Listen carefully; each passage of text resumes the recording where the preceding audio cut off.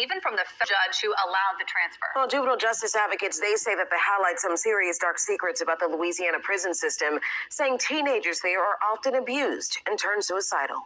Tonight, investigative reporter Mike Pearlstein introduces us to one of those inmates whose family says they're concerned for his very survival.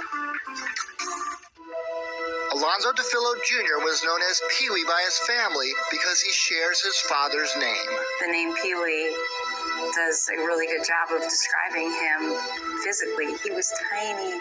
Pee-wee was the oldest child in a loving family, but in his early teens, hardship struck with a vengeance. When he was 14, he found his grandmother dead at their home. Pee-wee was already diagnosed with mental health problems, and when he turned 15, darkness descended again. He found his mother dead as well in the bathtub.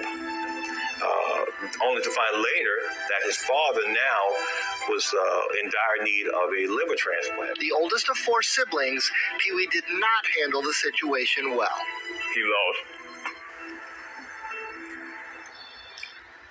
It's painful to talk about, you know? But anyway,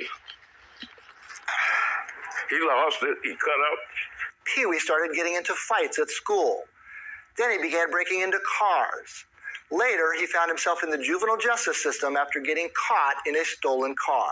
His family says he borrowed the car, not knowing it was stolen. It's just from one thing to the next, and it was all petty stuff, you know? But it was enough for a juvenile judge to put Pee-wee on an ankle bracelet, a move that his family welcomed, especially his 3 uncles, who were all career New Orleans police officers, including his uncle Marlon, who once served as deputy chief.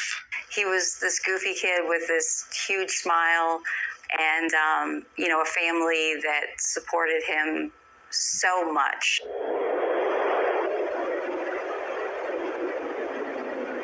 But he kind of settled down. He did well in school. He went back to school. He did very well.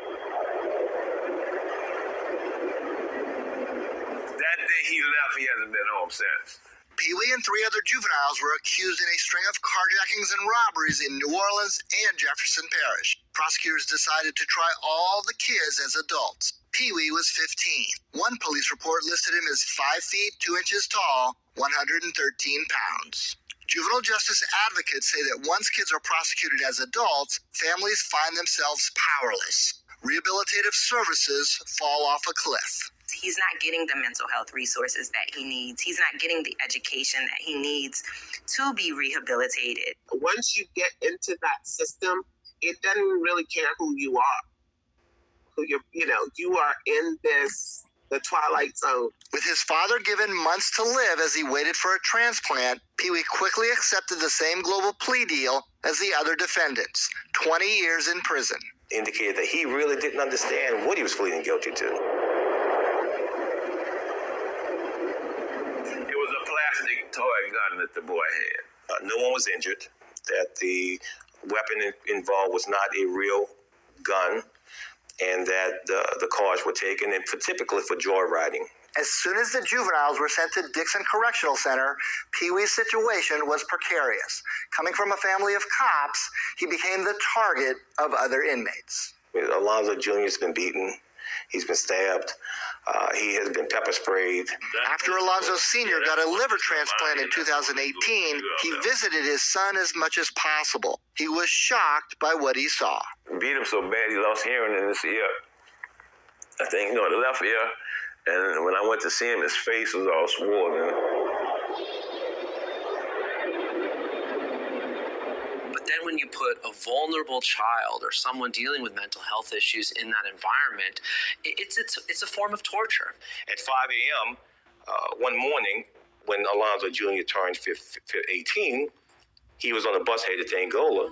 The Louisiana State Penitentiary at Angola, a plantation turned into a sprawling prison farm, has largely shed its label as the nation's bloodiest prison. But it remains a grim place, with more than 70% of the inmates doing life. Yet somehow, while only serving 20 years, Pee-wee was sent there. Corrections officials told the family it would be easier to protect him. Sherry Deach, a juvenile public defender who once represented Pee-wee, was surprised by a call from him. He had been pepper sprayed in his cell, and The guards were not allowing him out to even wash the pepper spray out of his eyes. We reached out to state prison officials, but we have not heard back.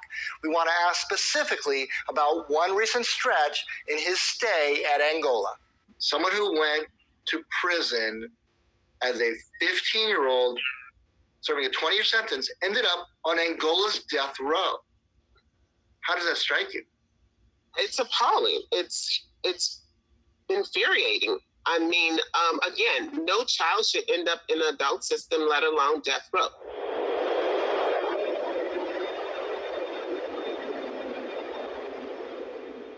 Oh, and I called up there. I said, "Why is my child on death row?" Oh, we gotta find somewhere to put him. Pee-wee is off death row now. He is still locked up most of the time in solitary confinement, but some phone privileges have been restored. During these calls, his family tries to sound optimistic.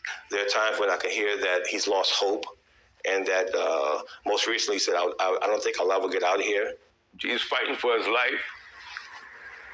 You know, I think it's terrible. Every time I call it, somebody, they done notified one of the guards, and they go after him about me calling up there. And they got to the point where he was like, "Dad, I don't call up there no more." The family says they feel paralyzed about what to do next, so they reached out to Channel 4 and enlisted legal help from civil rights attorney Caroline Gabriel. She does most of the calling now. A lot of communication with the prison. It's difficult to make any real change because, you know, we do get a lot of pushback. This case is a terrible example of how bad it can go when we treat children like adults.